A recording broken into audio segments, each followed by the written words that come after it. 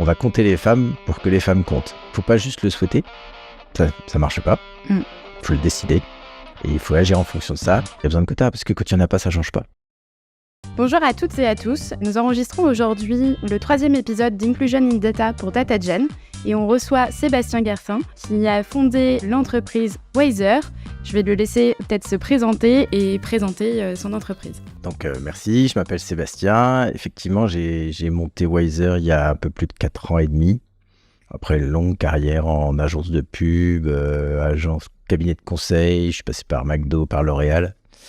Et j'ai monté Wiser. Wiser, c'est un SaaS B2B qui automatise des tâches de mise en qualité de données, essentiellement pour le retail. Donc, on automatise des tâches qui sont faites à la main, généralement par les équipes catalogue produits, les équipes merchandising, et beaucoup d'IA, beaucoup de natural language processing et de machine learning. Merci beaucoup Sébastien. Et peut-être pour faire le lien justement avec le sujet de l'épisode, donc l'inclusion, comment tu t'es engagé dans l'ensemble de ton parcours et puis ensuite chez Wiser? Alors, il y a déjà une démarche personnelle qui remonte à 10 ans tout rond, en fait, qui remonte aux manifestations du mariage pour tous, où à ce moment-là, j'ai revu les images de la télé à l'époque, il y a eu une violence homophobe hallucinante qui s'est répandue dans les médias. Ça m'a mis en colère, en fait. Ça m'a mis en colère parce que l'homophobie, je savais que ça existait, mais n'étant pas homosexuel moi-même, je l'avais jamais vu, vécu, subi. Et puis là, soudain, on la voyait partout et ça m'a poussé à m'engager. J'ai commencé aussi à aller chercher des contenus sur ce sujet-là. Et c'est ma femme qui a commencé à me partager des contenus elle voyait sur un groupe féministe qui était à l'époque la partie web du magazine Cosette. Et c'était un groupe féministe intersectionnel sur Facebook. C'était essentiellement des femmes assez érudites, voire très érudites, sur les sujets du féminisme, mais avec une approche intersectionnelle, c'est-à-dire en approchant tous les enjeux de discrimination, aussi bien la race, l'âge, le handicap, le genre, l'identité de genre, etc. J'ai découvert tout ce sujet, je trouvais ça assez passionnant, et en même temps, ça a été la prise de conscience que j'étais moi-même à l'intersectionnalité de toutes ces discriminations, étant un homme blanc, cis, hétéro, bourgeois et éduqué, occidental. Assez vite, je me suis rendu compte qu'en fait, j'avais une responsabilité dans la situation dans laquelle on était. Et à partir de ce moment-là, je me suis rendu compte aussi qu'il n'y avait aucun homme dans ces conversations, où on parlait beaucoup des hommes et de leur impunité. Je me suis dit, en fait, il faut inviter des hommes à cette conversation. Et puis pourquoi ils viennent pas ? C'est pas évident, parce que les féministes sont pas là pour être accueillantes, et d'ailleurs elles sont pas accueillantes et c'est normal, mais du coup il y a des barrières à franchir, et j'ai commencé finalement à me dire qu'il fallait faire de la vulgarisation. Et ça m'a conduit à écrire un livre, Le sommet de la pyramide, et puis ça fait longtemps, il date un peu maintenant, j'en ai un deuxième en tête. J'ai pris la parole sur les réseaux sociaux, j'ai commencé à être interviewé ici ou là. J'ai monté une grosse communauté Facebook qui a bien marché jusqu'à ce que je l'abandonne en 2020 parce que j'arrivais plus à modérer. C'était trop compliqué, trop agressif, trop violent. Je me suis un peu réorienté sur LinkedIn où j'avais un public plus de pairs, de gens qui me ressemblaient, mais c'était beaucoup moins structuré. Et puis depuis 6 mois, j'ai créé une newsletter qui s'appelle Héraclès, qui explique aux hommes des trucs et astuces pour devenir des alliés des femmes dans la lutte pour l'égalité entre les hommes et les femmes. Passionnant, mais moi je suis super contente de te recevoir aujourd'hui et de montrer aussi qu'on peut être féministe et inclure les hommes. Et c'est l'objectif justement de ce podcast. Alors merci beaucoup. Lorsqu'on a échangé la première fois, tu nous as parlé d'une source et d'une intervention aussi que tu avais vue, notamment une conférence avec Sista. Est-ce que tu peux en dire un petit peu plus, présenter 2-3 chiffres qui t'ont marqué? Alors, Sista, c'est un collectif fondé par Tatiana Jama et Céline Lazorte, où en fait, ce sont 2 femmes entrepreneuses à succès, enfin vraiment qui ont monté des très belles boîtes, et qui à un moment donné se sont retournées et se sont dit, en fait, on est un peu seuls. On est un peu seuls, on est dans des groupes d'entrepreneurs, dans des clubs, et puis il n'y a pas beaucoup de femmes. Elles se sont dit, un mantra, en fait... les femmes n'existent pas dans cet écosystème, qui est pourtant un écosystème extrêmement dynamique, extrêmement innovant, extrêmement moderne, qui donne beaucoup d'opportunités à beaucoup de gens. Et pourquoi il n'y a pas de femmes là-dedans ? Donc elles se sont dit, les femmes comptent pas, on va les compter. On va compter les femmes pour que les femmes comptent. Et depuis plusieurs années, elles calculent combien les entreprises fondées par des femmes lèvent de fonds sur le marché du capital risque et elle les compare aux entreprises fondées par des hommes et aux entreprises fondées par des équipes mixtes. J'ai pas en tête les nouveaux chiffres parce que l'étude est ressortie il y a un mois, mais ça s'est quasiment pas amélioré. En gros, on n'est pas loin de 90% des fonds levés en France sont levés par des entreprises dont les fondateurs sont des hommes et dont les équipes fondatrices sont 100% masculines. Ça fait quand même pas beaucoup. Et les derniers chiffres qui ont été publiés, là ça date de juin, montrent que ça s'améliore très très lentement, de façon désespérante, et qu'en plus, c'est valable dans toute l'Europe. En France, on n'est pas les pires élèves, on n'est pas les meilleurs, ça dépend des sujets, etc. Il n'y a pas de bons acteurs qui se dégagent. On peut même pas dire que l'Europe du Nord soit bien meilleure que les autres, alors qu'ils sont souvent en avance sur ces sujets-là. C'est pas désespérant parce qu'il y a beaucoup de marge de progrès, mais c'est un peu déprimant de voir que ça évolue si lentement et que c'est tout un écosystème qui favorise les mecs blancs. Parce que bon, l'étude regarde le genre, mais il y a aussi des discriminations liées à la race. Et c'est beaucoup des mecs blancs qui montent des boîtes et qui arrivent à lever de l'argent pour développer leurs projets. Puis en lisant l'étude, moi, ce qui m'a un peu frappée aussi, c'est qu'au-delà de la fondation, entre guillemets, de la boîte, est-ce que les fondateurs sont en parité ou pas, etc., il y a une distinction qui est faite aussi sur, pas le thème, mais le sujet sur lequel la boîte va être montée. En disant que, typiquement, il va y avoir plus de femmes sur des sujets de santé, des sujets sur la mode, etc. Et ça, c'est quelque chose qui m'a vachement frappée, parce qu'en fait, même lorsqu'on essaye de faire des choses non genrées, entre guillemets, et qu'on essaye d'aller de l'avant, en plus, je trouve qu'en ce moment, on parle beaucoup de diversité, d'inclusion, etc. Il y a quand même des sujets qui restent hyper marqués, quoi. Et c'est d'autant plus marqué que ça va dans un sens et pas dans l'autre. C'est-à-dire que les mecs montent des boîtes dans tous les sujets. On retrouve des mecs qui montent des boîtes aussi bien dans la petite enfance que dans la santé, que dans l'impact, que dans la data, la tech. Ça, un mec a de la légitimité. Enfin, des équipes fondatrices d'hommes trouvent de la légitimité sur tous les sujets. Et sans doute qu'ils l'ont, il n'y a aucun sujet. En revanche, clairement, les femmes, elles sont cantonnées à certains sujets. Je pense que ce que ça démontre, c'est il y a à la fois un tropisme social qui pousse les femmes à s'intéresser à des sujets, je mets d'énormes guillemets, dits féminins, en gros, le care, l'impact, la petite enfance, la mode, la cosmétique, etc. C'est des clichés, mais les clichés participent à expliquer la réalité.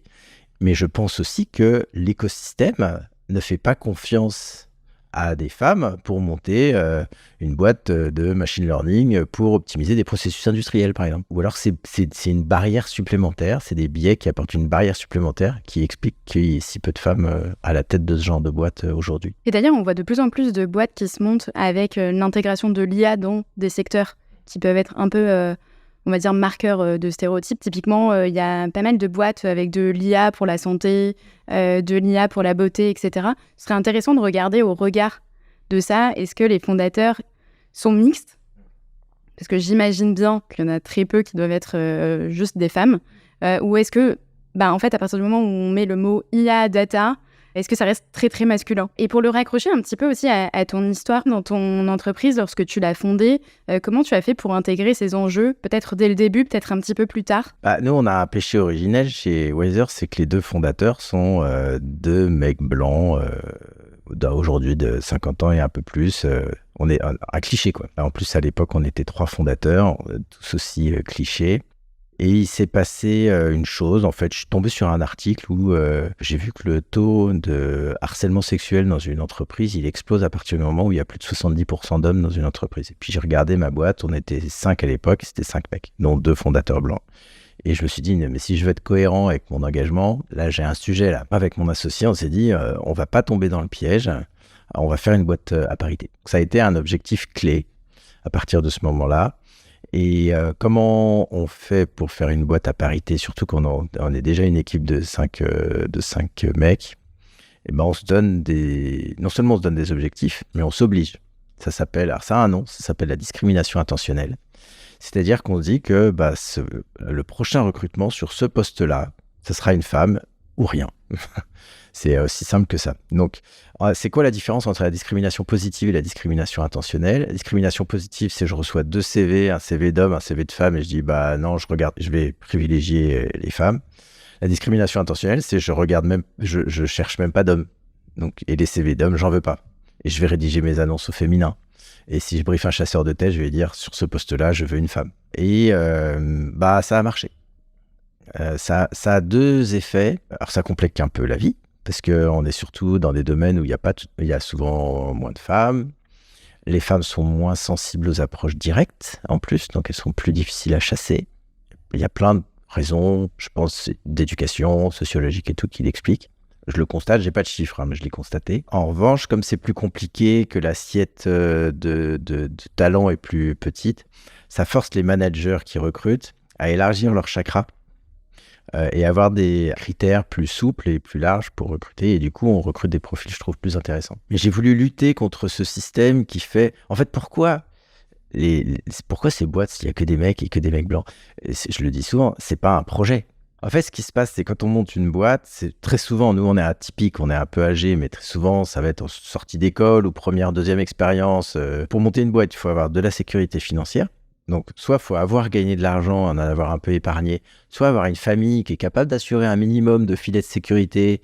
Et très souvent, quand on interroge des fondateurs, on se rend compte que pendant quelques années, ils ont vécu dans un appartement, c'était celui de leur grand-mère, ou qu'ils avaient un soutien familial, ou même s'ils n'avaient pas de soutien direct, ils savaient qu'ils pouvaient se planter et que la famille pouvait assumer. Donc déjà, de façon assez générale, il y a quand même beaucoup de personnes issues de l'immigration en première ou deuxième génération, ils n'ont pas ce filet de sécurité familiale. Or, c'est ce dont on a besoin au début quand on monte une boîte.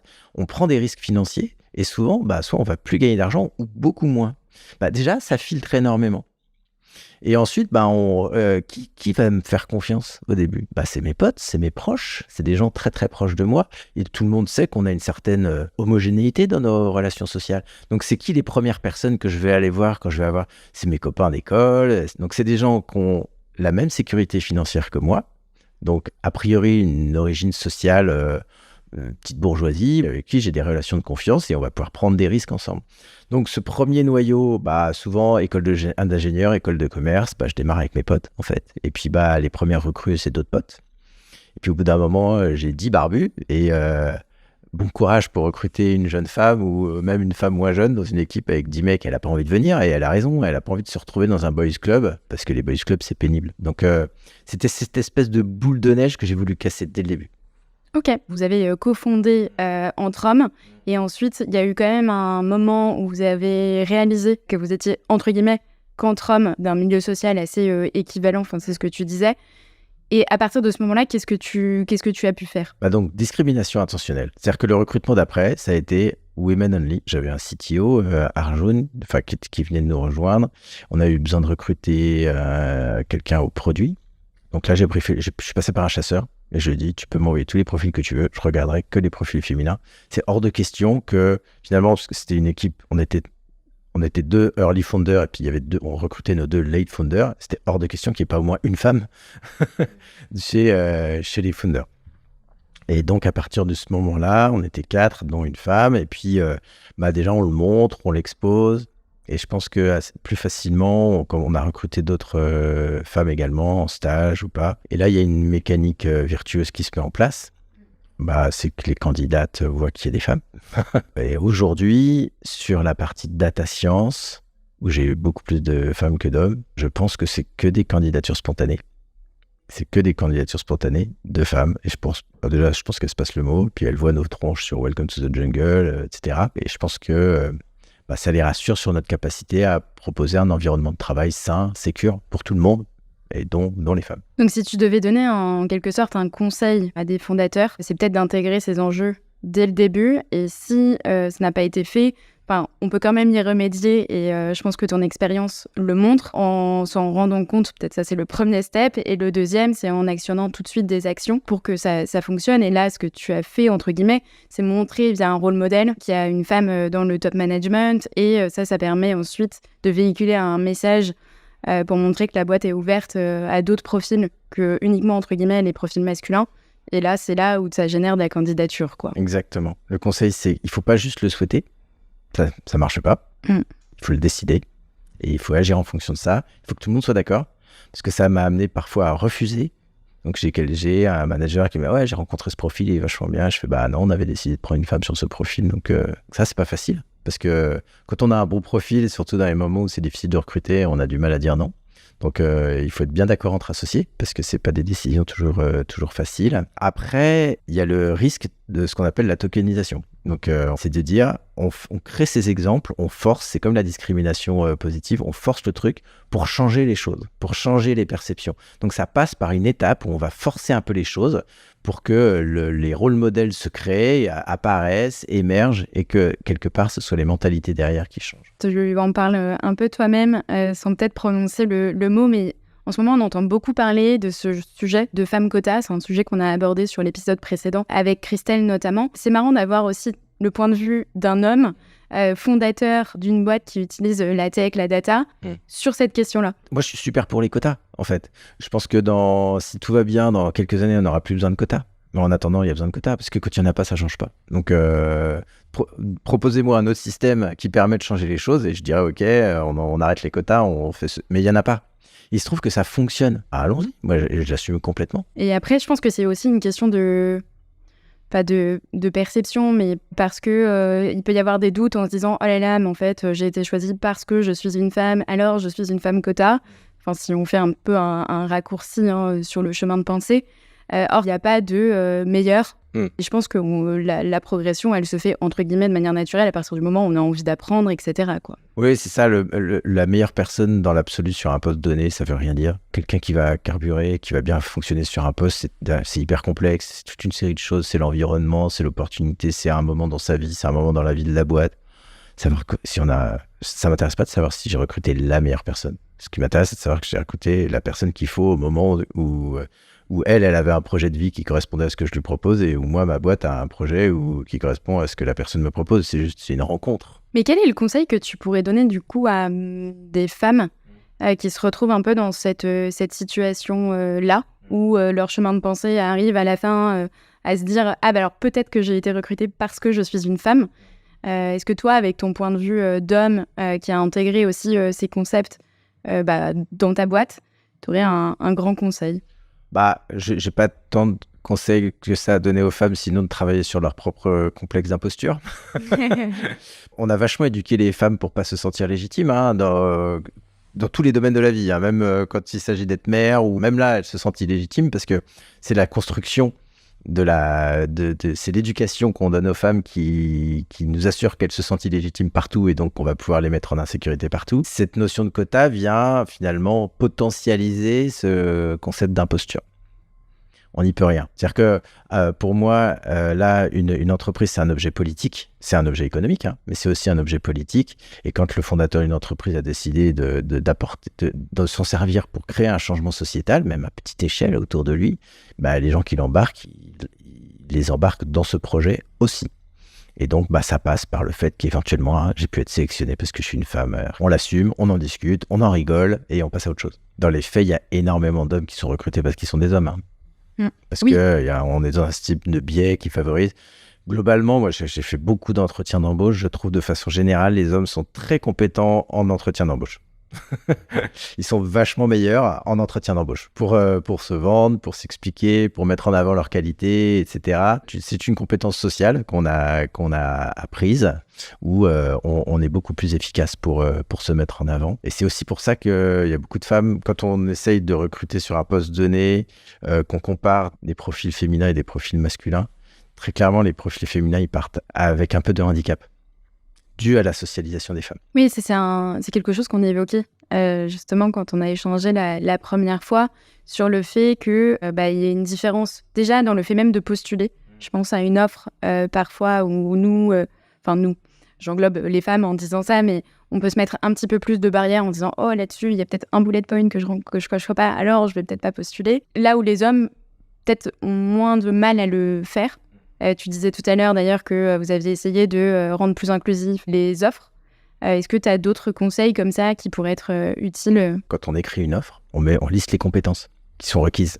Et quand une femme a moins de 80% des compétences, elle ne va même pas répondre à l'offre. Alors que les mecs regardent si le job les intéresse et ils disent on va y aller, on verra bien. C'est vachement, c'est un peu cliché de dire les hommes et les femmes, hein, mais ça reste des généralités et pour le coup, ce sujet-là, c'est des études qui ont été faites, on s'en est rendu compte. Donc typiquement, maintenant sur une offre donnée, bon, en ce moment on recrute pas, mais quand on a recruté, on mettait la liste des compétences et on mettait un petit disclaimer en disant, ça c'est toutes les compétences idéales qu'on cherche, mais on est tout à fait OK si vous n'avez pas toutes les compétences. Enfin, on mettait des choses comme ça. Et puis j'ai testé l'annonce rédigée au féminin, sans écriture inclusive, sans essayer l'annonce 100% rédigée au féminin. Il n'y a que des femmes qui répondent. Je pense que sur une annonce, j'ai dû avoir une trentaine de réponses. Ça réclame un effort supplémentaire aux femmes pour se projeter dans le poste qu'on décrit. Donc j'aurais tendance à dire aujourd'hui, quand on veut recruter des femmes, autant annoncer la couleur et annoncer l'écriture et mettre l'annonce au féminin. Et puis quand on n'est pas branché sur le genre, ça vaut le coup de faire 2 annonces en fait. Une annonce au masculin, une annonce au féminin. Les choix, c'était le quota général dans la boîte, mais aussi par équipe. Et aussi la position des femmes dans la hiérarchie. On est une petite boîte, hein. C'est pas comme si on avait un organigramme de dingue. Mais à un moment, on voulait pas qu'il y ait que des mecs en haut de l'organigramme et que des femmes en bas. Donc, on a aussi travaillé là-dessus. Parce que je crois que justement, dans l'étude de Sista, il y a un axe qui est qui est évoqué, qui est le fait qu'il y a plus de femmes juniors dans certaines entreprises. Et donc, est-ce que c'est pas là aussi un peu une première porte d'accès pour les femmes qui ensuite se forment et remontent, ou est-ce que ensuite, tu vois, il peut y avoir un petit plafond de verre, entre guillemets, qui s'auto-crée? Alors, des plafonds de verre, il y en a partout. Il se trouve qu'il y en a beaucoup dans la tech, puisque déjà de base, on recrute moins de femmes dans la tech. Ensuite, elles partent assez vite. C'est 15 Tech, qui est un job board de profil féminin qui a fait cette étude-là. Et pourquoi elles partent si vite ? C'est parce que, il y a des ambiances de travail trop masculines, où c'est assez désagréable de travailler en tant que femme. Donc, c'est tout ce qu'on appelle la broculture, etc. Le truc qu'on n'a pas envie que les femmes n'ont pas envie de subir au quotidien. Et ensuite, parce que clairement, elles se sentent discriminées en termes d'évolution de carrière. Donc le plafond de verre, il y en a partout. Après, nous, on a eu une certaine facilité à recruter des profils en data science, des profils féminins, mais c'est par chance en fait. C'est parce qu'on avait besoin de compétences en NLP, en Natural Language Processing. Et il se trouve que c'est un domaine dans lequel il y a beaucoup de femmes. Donc, toujours le langage, machin, la communication, tous les clichés, mais bon, les clichés expliquent la réalité. Hein, donc voilà, c'est une réalité. Et ensuite, on a eu très vite le passeport French Tech, qui est une très belle invention, qui permet d'accélérer fortement les procédures d'immigration sur des profils en tension. Et donc, on a recruté beaucoup en Tunisie, au Maroc. Il se trouve que la Tunisie et le Maroc, ils ont des écoles qui forment beaucoup de data scientists. Et alors, je ne sais pas si c'est à parité exacte, mais il y a énormément de candidates féminines sur le marché qui viennent du Maroc et de Tunisie et avec des super profils. Et c'est ça aujourd'hui les candidatures spontanées qu'on reçoit, qu'on recrute. Donc les juniors qu'on recrute, on les prend en stage 6 mois et après on les recrute. Et ça a été très très féminin ça. En fait, je pense que sans doute que ça doit se savoir qu'on recrute des femmes. À une époque, on avait recruté une PhD, elle était voilée, donc on l'a montré au même titre que tous les autres. Ça envoie un message très clair de dire quoi que tu fasses, ce que tu portes pas, c'est pas un sujet et ça va être cool de bosser chez nous. Donc tout ça, c'est des petits signaux, c'est des signaux faibles, mais qui mis bout à bout, créent de la préférence en fait. Et j'ai beaucoup travaillé sur la marque employeur pour justement arriver à identifier toutes ces choses qu'on mettait. À un moment donné, on a voulu voir quel était notre marqueur, notre différenciateur. Notre différenciateur, c'est que nous, on cherchait à être une safe place to grow. Donc un endroit qui soit safe pour tout le monde et en particulier pour les femmes. Et même des femmes racisées, même des personnes fraîchement immigrées, qui ont des problèmes avec leurs papiers, etc. Même ça, on les aide, on leur file un coup de main, etc. Donc, on a joué le jeu jusqu'au bout. C'est vrai qu'on a beaucoup parlé de la distinction femmes-hommes, mais en réalité, l'inclusion et la diversité, c'est beaucoup plus large que ça. Pour le coup, ça n'a pas été intentionnel, mais ça s'est fait tout seul. Donc, ça s'est fait tout seul. Arjun, quand on l'a recruté, il est français maintenant, mais il était indien. Yosser, notre CPO, elle est franco-tunisienne. Et puis, à partir de ce moment-là, il n'y a même plus besoin d'orienter sa recherche, ça se voit. J'ai beaucoup communiqué sur les visages. Il y a un petit cérémonial quand quelqu'un arrive chez Wiser, on prend un rendez-vous chez une photographe qui a un petit studio près de la gare Saint-Lazare. Et on fait des portraits, et chaque nouvelle personne qui rentre dans la boîte, on publie le portrait. Très souvent, on fait un petit trombinoscope. Donc ça c'est évident, ça se voit tout de suite. Il y a à peu près la moitié des personnes chez Wiser est racisée, en fait. Mais ça on ne le dit pas parce que donc on fait pas de quotas, etc. Mais en revanche, c'est très visuel. Et donc, il suffit de le montrer. Et ça veut dire welcome, en fait. Non, mais complètement. Mais c'est top que tu puisses nous en parler aussi et que tu oses en parler parce qu'on sait que les tabous sur ces sujets-là, ils sont encore plus forts, je pense. Parce que c'est difficile d'en parler, on peut pas faire de calcul. Qu'est-ce que ça veut dire arabe? Est-ce que c'est quelqu'un qui est né en Tunisie? Est-ce que c'est quelqu'un de première, de deuxième génération? C'est pas la même chose, etc. Donc c'est beaucoup plus difficile à catégoriser. Puis ça se fait, on n'a pas le droit de le faire en France. Mais du coup, ça s'est fait un peu tout seul et c'est un vrai melting pot, cette boîte. Alors, la Tunisie est très largement surreprésentée. Il y a l'équipe Maroc qui est pas mal, il y a l'équipe Inde aussi, mais aujourd'hui, je crois que c'est l'équipe Tunis qui est en tête. Si on le fait, c'est vraiment par un sentiment de justice sociale que, comme je disais, une entreprise, c'est pas qu'un objet économique, c'est un objet politique et on a voulu que cet objet politique soit aligné avec nos valeurs. Point. C'est la raison pour laquelle on le fait, parce qu'une start-up, c'est un ascenseur social formidable, parce que quand qu'une start-up marche ou marche pas, tous les gens qui sont à l'intérieur vont grandir très vite, avoir beaucoup d'autonomie, apprendre beaucoup de trucs, et l'idée, c'était que cet ascenseur social, en plus, qui bénéficie de beaucoup d'argent public, parce qu'on est vachement aidé, je voulais que ça serve, que ça serve, pas toujours au même, quoi. Donc de base, le projet était un projet politique. Est-ce que derrière, ça fait des meilleures équipes? J'en sais rien. Et vraiment, je sais.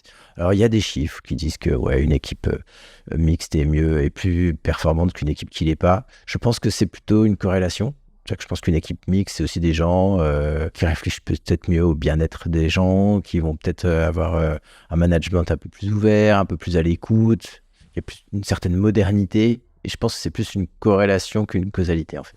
Et tu évoquais juste le point Enfin, c'est pas du monitoring, mais le fait de pouvoir calculer justement la parité hommes et femmes, pour revenir sur ce point-là. Comment vous le positionnez, comment vous le faites? Alors, c'est 15 Tech qui propose un index de calcul de la parité. Et du coup, je le prends et puis je l'utilise. Okay. Tout simplement.